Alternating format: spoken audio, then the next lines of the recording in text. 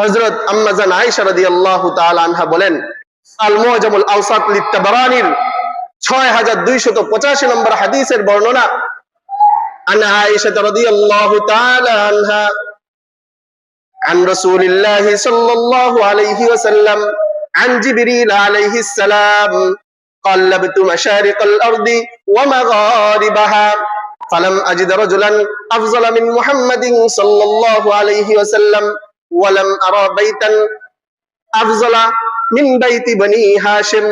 আমি হযরত জিবরাইল আলাইহিস সালাতু ওয়াস সালাম বলেন, আমি পূর্ব থেকে পশ্চিম পর্যন্ত ভ্রমণ করেছি, হযরত মুহাম্মদুর রাসূলুল্লাহ সাল্লাল্লাহু আলাইহি ওয়াসাল্লাম থেকে উত্তম কোন মানুষ আমি দেখি নাই।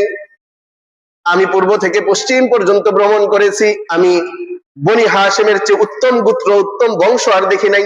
তাহলে আমার নবী সবচেয়ে বড় বংশের ছিলেন, সবচেয়ে সম্ভ্রান্ত বংশের ছিলেন, আমার নবী পৃথিবীর সর্বশ্রেষ্ঠ মানুষ ছিলেন। সুতরাং আমার নবীর মিলাদ কোনোদিন কি করা যাবে না, পালন করা